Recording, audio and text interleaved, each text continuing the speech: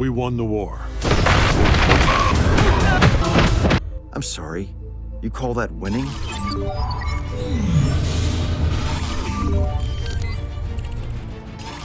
Hey guys, welcome to another episode of Starry Night Research, and today with me I have our Man of Steel here, Justin Jensen, as we're going to be talking about the latest season of Invincible. Welcome to the show, Justin. Thank you. So, what did you think of season 4 now that we've wrapped it up? I actually really enjoyed it. The first 3 episodes were good. The fourth episode was not entirely the greatest. I think there was no point in that episode. But everything else was good. But I think this is one of the better seasons because it's building up to some more diabolical.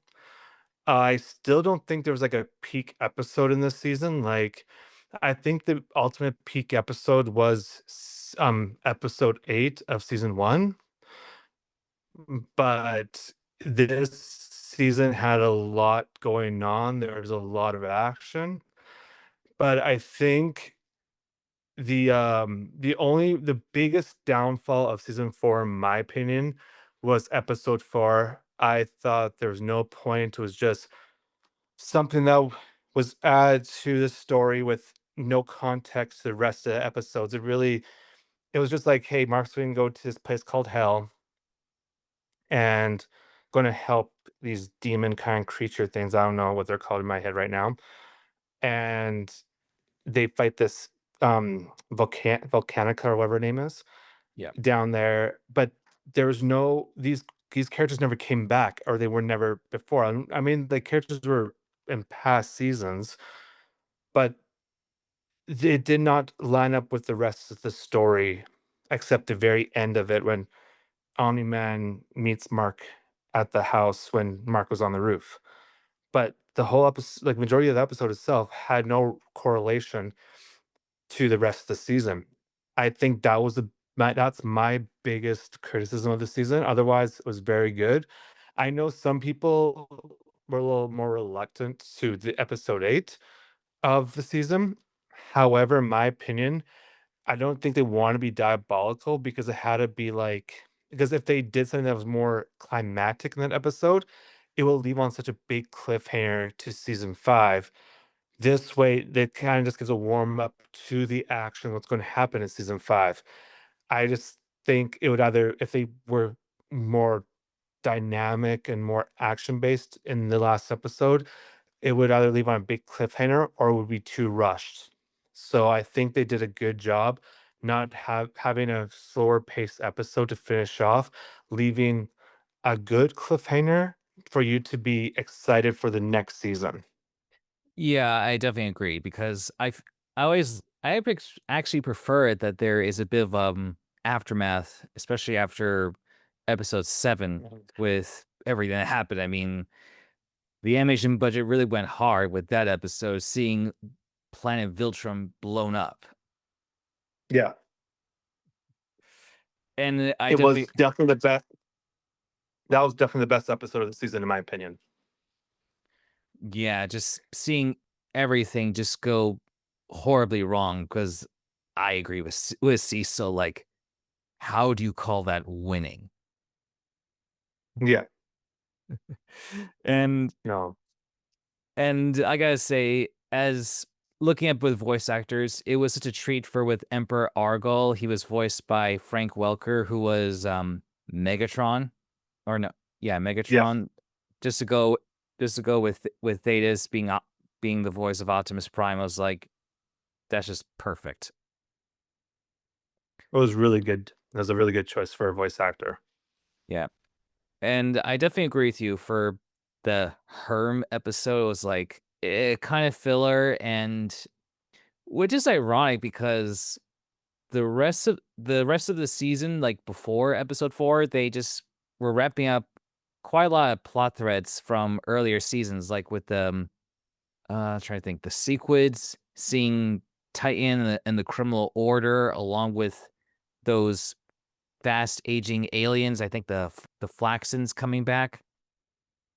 Yeah, I was like, okay, wow, they're really ramping things up because at the end of season 1, which I definitely agree with you. I believe that was also the best, just to see everything unfold there, but also, like, with so many plot threads or potential threats happening, and yet between seasons 2 and 3, we barely got anything, just an annoyingly focus on Angstrom Levy, which I don't know about you, but to me, I just did not care for his character.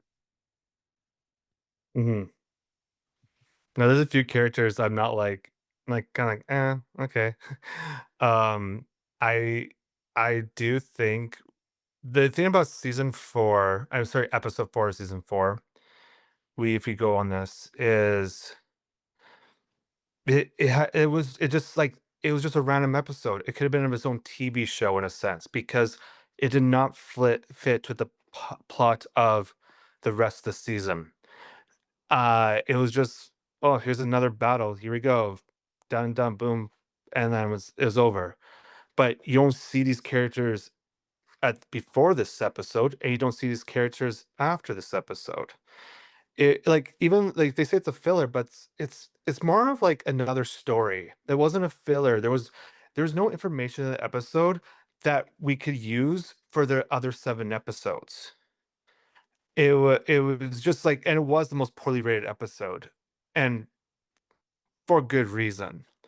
I think I think anyone who's a TV series who's the Invincible TV series fan could all agree episode 4 of season 4 was definitely the worst episode of the whole series because it was very randomly put with no context before and after in in the series, if that makes sense.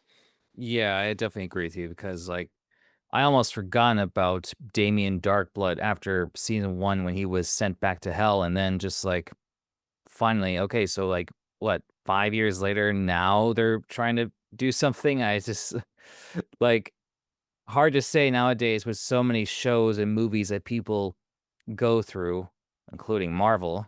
Just, like, that's a lot to keep track of, and that's one thing I love about season 4 is that finally we get to see something with the whole buildup with the Viltrumites, and Yeah. leads to another thing. What are your thoughts with Thrag? Because a lot of people are really critical about his voice. Yeah. One thing I was shocked, I think I got used to it, but when I first heard Thrag's voice in episode 6, I was shocked. I thought it was not as deep and melodic as you think it would been. It was it was an octave higher in a sense. Um, I but then I kinda got used to it because it became more grim. Like in episode 7, it had more grim feeling to his voice. And like the whole like, when Mark was like, "I killed Conquest and I'll kill you too." And he said, Show me," like Thrake said, "Show me." It was very grim and it actually matched the persona of his character in that episode.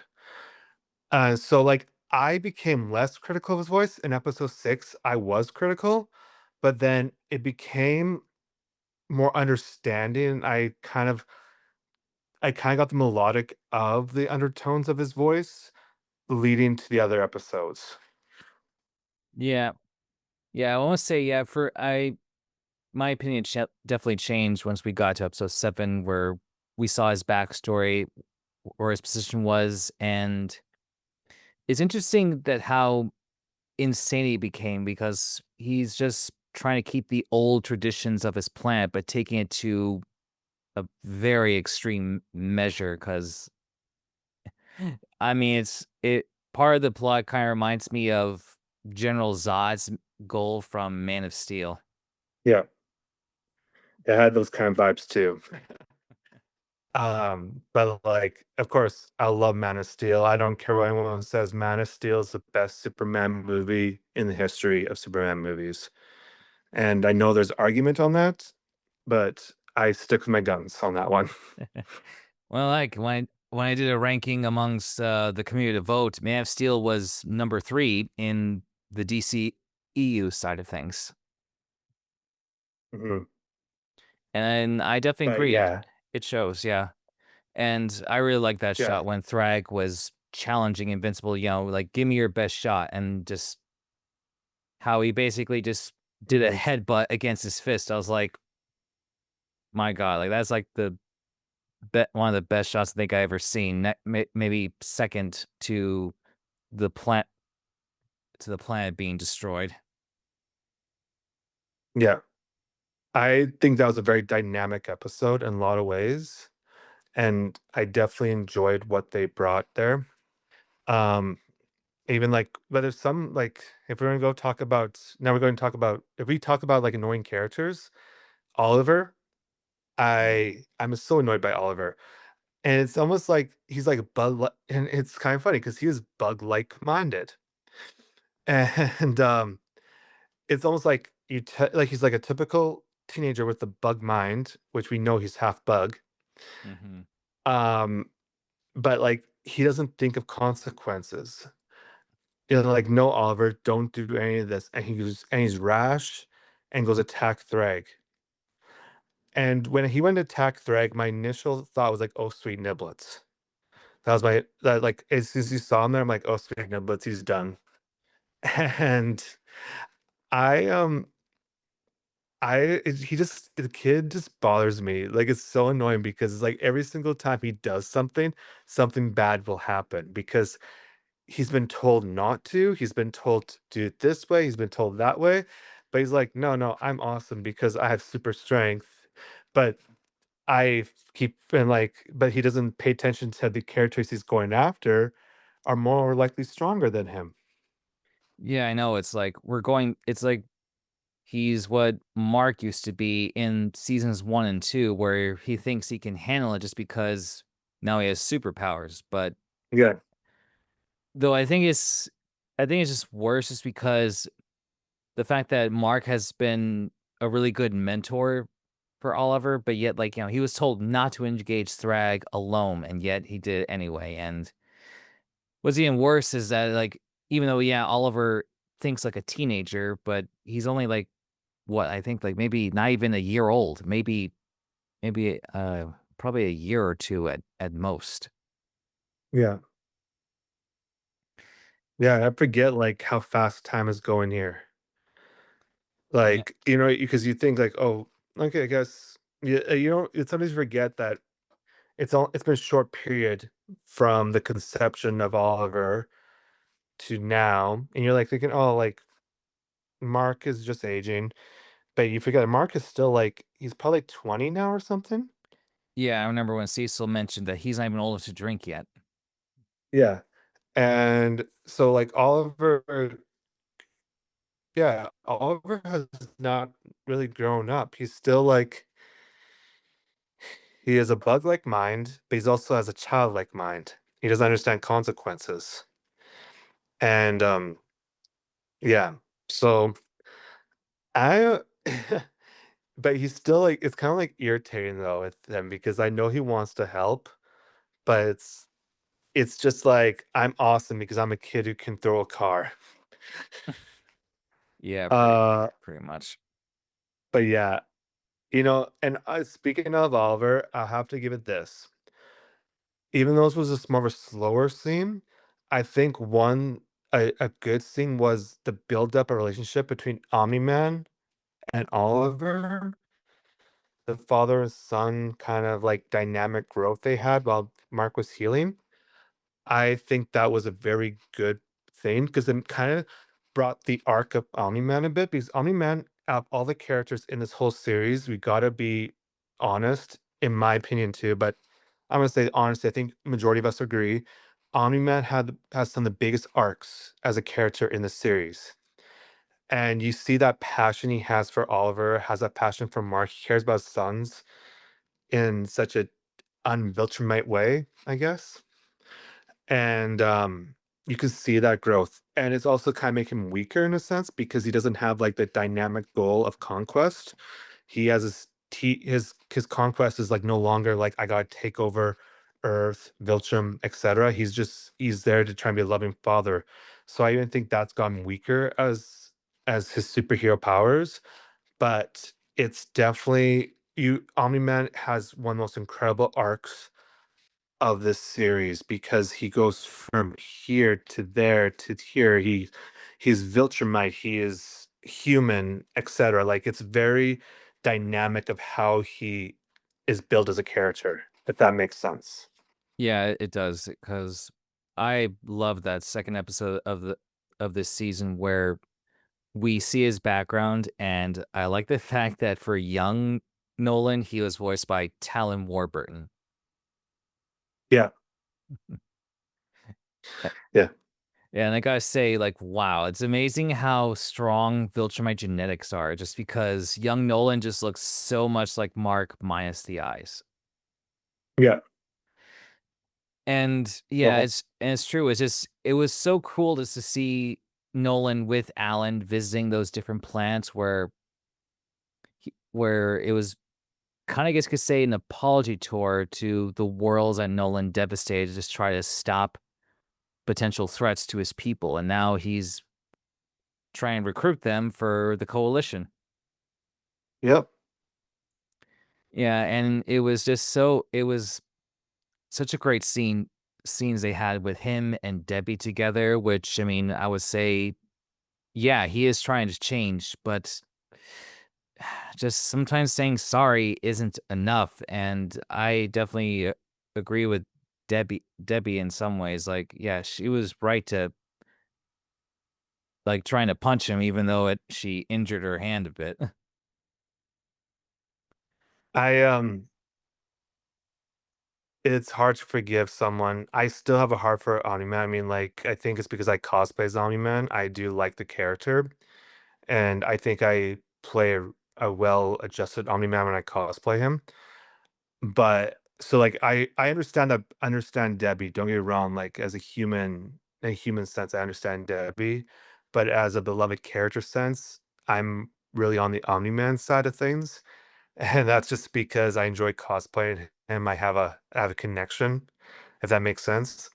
So so in morally speaking of my humanized character, yes, I get the understanding with Debbie, but I do like it's like, come on, Debbie, get back with Omni Man. He is sorry, he could tell like in his eyes he's different, etc. So I'm basically on this like teeter-totter of mixed emotions with this in a sense, because I do have, like I it's just because I do enjoy the character of Omni-Man. Yeah, so Yeah, yeah, no, I get it. I do hate that new suit, though. You do hate what? The new suit.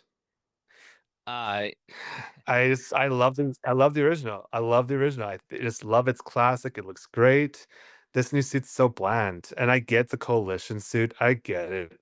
Don't get me wrong, but nothing's gonna beat the Omni-Man white and red, or blue and red, depends on if you're going from the comic or the TV series. yeah, that's a good point. Yeah, and honestly, yeah, I'm 50-50 with the new suits, although it kind of looks more classic Superman where I know what you call it, but I guess it's like he doesn't where he doesn't have that whole collar, I guess, or the thing that goes up to his neck. Instead, it's just basically just Oh, it is. like right around the shoulders. Although, I mean, I do Yeah. agree with the tailor guy. I forgot his name, but the one where he's commenting like, why are you barefoot?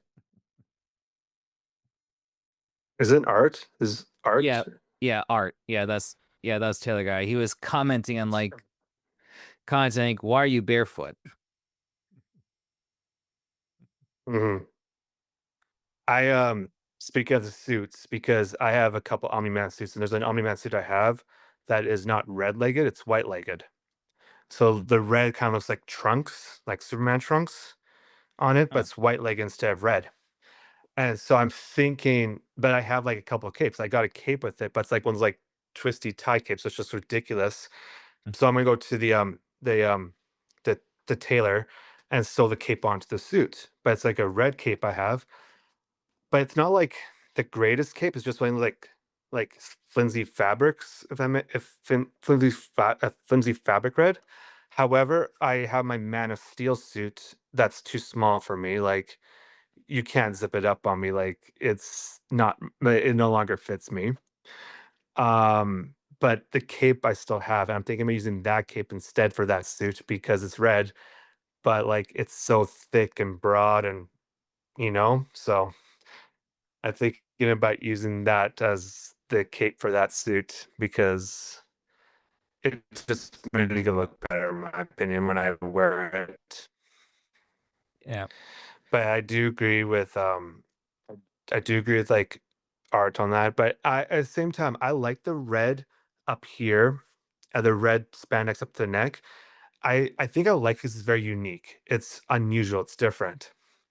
I know it gets more like chest line here in the new suits, but it's just nice to see something different because it's just like this basically turtleneck kind of style spandex covering this part of the chest and up to the neck. Yeah. I guess for me, it's like I always prefer with the classic kind of styles with superhero suits, especially for Superman, where, because if you're wearing a body tight suit, I feel like your neck should be more in the clear just to help you breathe. It's actually not that hard. Ah, My experience. That's not a big deal okay. I wasn't because sure. I use it, right? I have mine goes up to my neck like this. I don't have any problems. Hmm. Okay, that guess that's good to know. Because how long you been cosplaying though? Now that we're on the subject.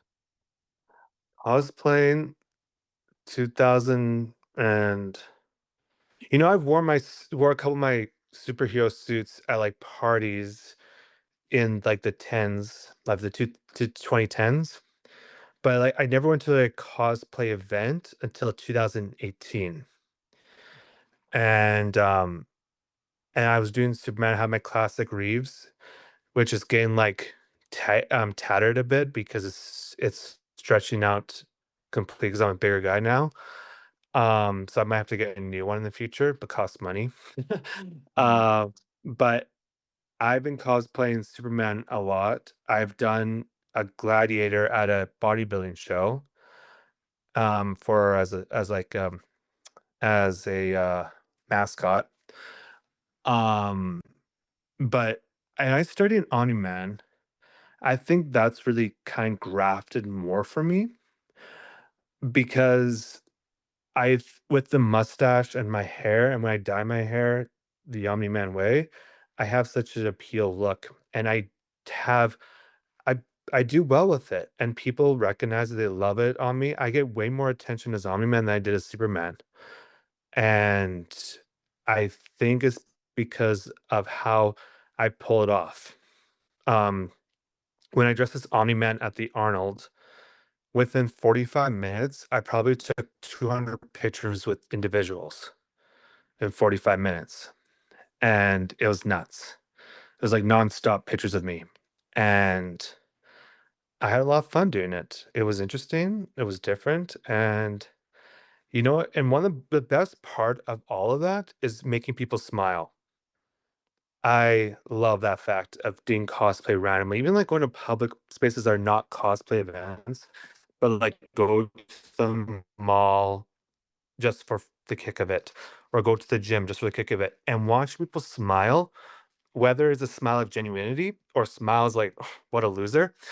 At least they get a laugh or a smile, and there's a sense of feeling good about that because it's despite the hard times of what's going on the earth, they just get that like kind of warmth of like something can like enjoy or laugh at and be happy with. So that's one thing I like of being okay with doing things publicly, whether it is at a cosplay event or not, or random events, and just kind of give the people a shocker. But watching people smile when you wear a suit like at the Arnold Classic or at the mall or at the gym, and you make videos with these suits, making people and like people love what you do for content, that is the best part of the whole cosplay adventure. Mm. Yeah, and that makes sense. Yeah, because I mean, that's something I like about with people that cosplay. Like for someone like you, where you don't have to do too much, like because you know, in your case, all I gotta do is just basically just dye or hairspray part of your hair just to add the gray. But other than that, it's just a comb, have the mustache trimmed and just put on the suit. Yep. Yeah, and yeah, it works so well because like, there's so many Superman cosplayers and I mean, granted, by now there's definitely a handful of Omni-Man cosplayers, but in my opinion, just in my opinion, I would say you're one of the few that really pulls it off well. Like I would say, like top three. Hmm. I think it's because like I see a lot of I've seen on-man cosplayers a lot on social media, but they're either wearing a muscle padded suit or they're skinny, and it just doesn't fit the Viltrumite look. I think to fulfill the authentic Viltrumite look, and I'm going to say this a little prejudicedly, I'm going to be a little prejudiced about this. To fit the Viltrumite look, you should have a built look. You should build the muscle. You should be working out hard. You should be thick in a sense. Like we've seen Omni Man naked on episode 2 of season 4, and he was jacked as crap. Like he was huge. I think you have to be authentic with it. I know people like, oh, it's just fun and games and blah blah blah. Like, and I get that. I get like you have a love for a character, you dress up as it. But if you want to be very authentic about the character, build the look the character has, or you're gonna be a Viltrumite. I think Viltrumites should be a muscular structure character. And I know some people might get at me about it, and I don't care. I just have this view. I think when you build a muscular structure for yourself, you're building the more authentic look of the character. And I would love to encourage more fitness in cosplay because of that, because we're fans of these superheroes, but so many cosplayers don't really have a muscular build. They are very skinny a lot, and it's like, wouldn't you love to, like, build that look where you can have some muscle definition of your own authentic muscle in the spandex? It looks sick. It looks awesome. It looks diabolical in my opinion, and yeah, I know I'm not like, if people want to wear the cosplay in whatever shape they are, that's fine. But in my honest opinion, I'm thinking you build up a very authentic body type to pull the Viltrumite character, especially the Viltrumites have more of a stoic security structure mentally. Mhm.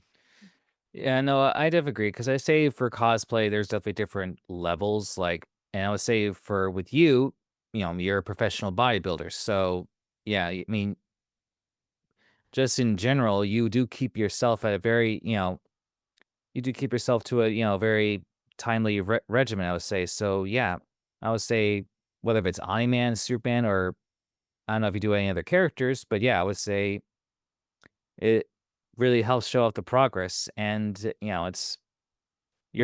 it's basically the equivalent to, I would say, like Dwayne Johnson when he wore the suits in Black Adam. Like I would say he didn't have much padding at all for that look.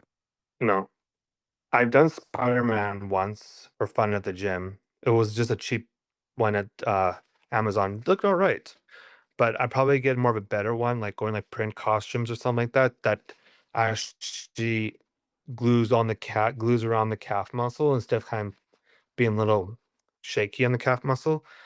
So I would like to do a Spider-Man things that I think it would just be kind of funny being a bigger guy doing Spider-Man. It would just be like oh what?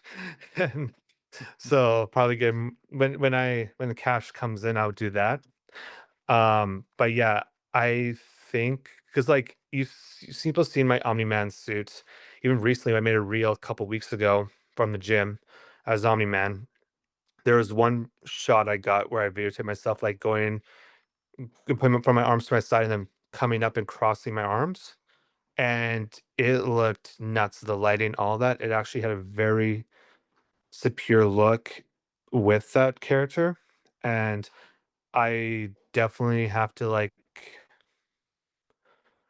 I'll definitely do more in that regard of that character, but um that the legs looked huge and my upper shoulders width here had such a masculine composure, and it definitely worked in the Viltrumite aspect that I we see in the comics or in the TV series. Yeah. And to add, I've not read the comics yet. I've seen pictures on Instagram. I've seen pictures around, but I am going to get a copy of comics one day. Okay. That's what I was gonna ask if you ever read any of the comics before the show started. Mm. I actually came into the show because I saw an Omni-Man video on Instagram a few years ago, and I'm like, that's a sick suit. Like it looks sick. And then I had to figure out where it came from. And I was kind of like disappointed at first. And because of this, I was disappointed because it seemed like in that reel I saw, he was the main character. And then I found out the title's not him, it's Invincible. And then I was like, oh, what? So he's not much of the main character. Yeah, watch the show complete change, but it was like a shocker at first for me. Yeah, just they always seem people talk more about Omni-Man than Invincible. So, but that goes to show Mhm. sometimes with characters that stand out more than the main one. Yeah.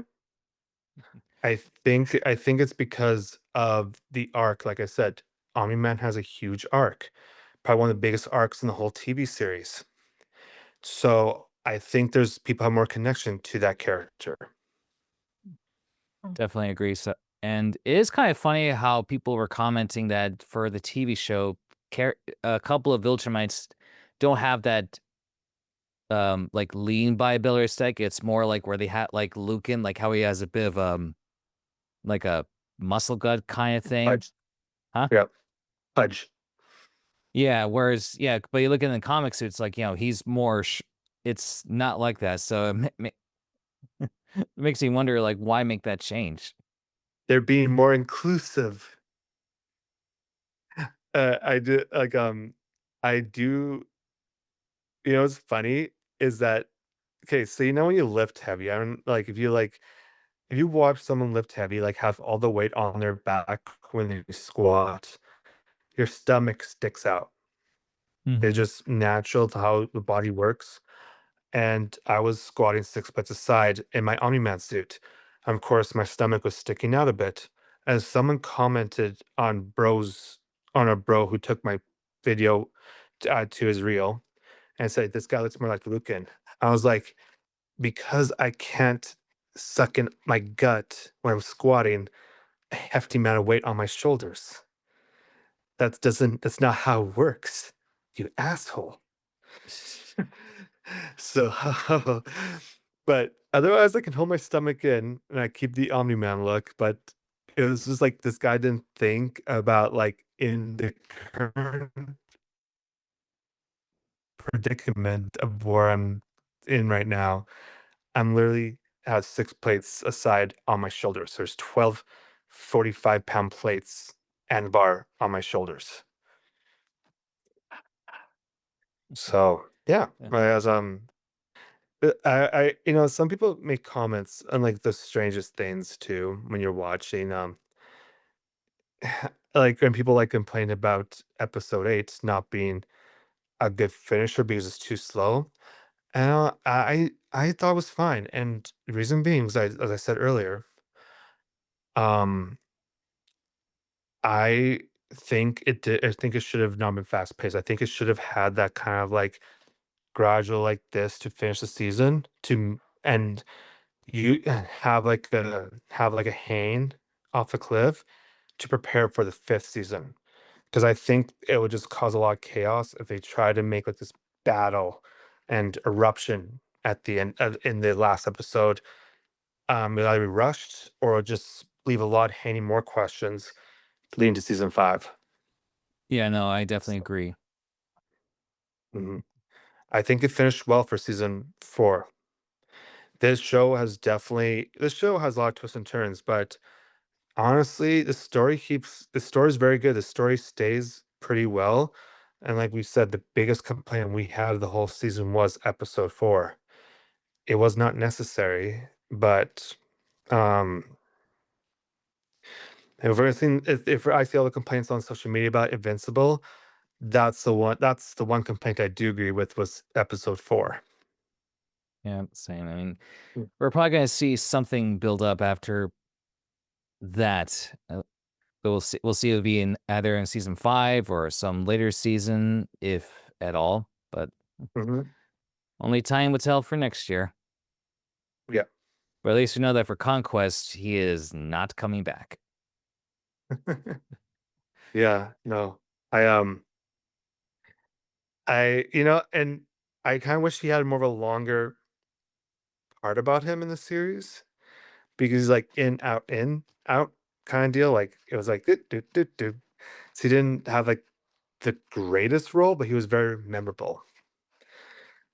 And for, like, it's kinda like, he's just one of those characters that you still remember, like, despite he had a very small role in the whole series, it was very significant. Definitely. So unfortunately, that's our time for today. I want to thank you again, Justin, for being here on today's discussion on season 4. And can't wait to see more of your Omni-Man cosplays. Definitely one of the best that I've seen so far. And thanks to all you viewers for watching. So stay tuned as more reviews will be coming up.